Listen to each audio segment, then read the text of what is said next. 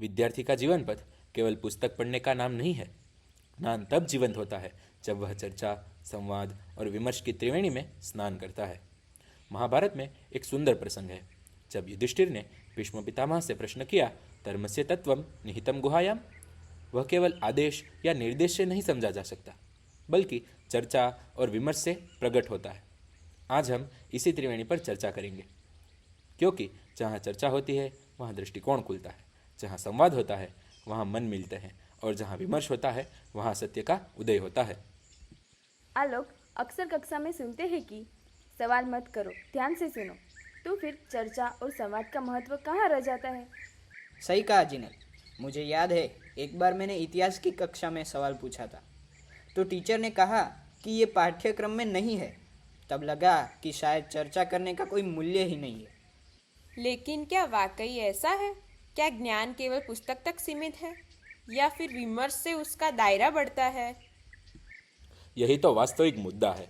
शास्त्र कहते हैं, विवेचनात् स्पष्टम भवति। विमर्श से ही स्पष्टता आती है। ज्ञान स्थिर नहीं है, वह संवाद से गतिशील बनता है। तो इसका मतलब है कि प्रश्न पूछना और चर्चा करना शिक्षा का हिस्सा होना चाहिए, न कि अतिरिक्त। हाँ, और यह भी याद रखो कि भारत की परंपरा ही प्रश्न और संवाद पर आधारित रही है।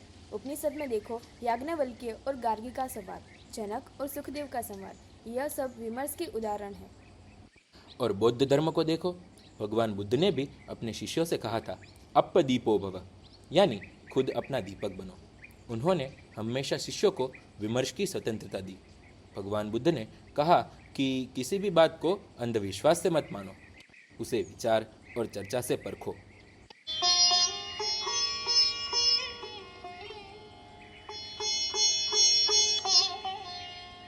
लेकिन मुझे लगता है चर्चा का भी एक अनुशासन होना चाहिए।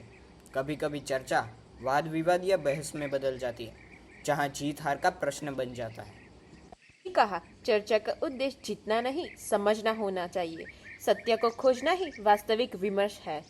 और इस प्रक्रिया में नम्रता भी जरूरी है। अगर हम केवल अपनी बात साबित करने आए हैं तो संवाद का मूल्य खो जाता है। संवाद तब सफल होता है जब हम दूसरों की बात ध्यान से सुनें।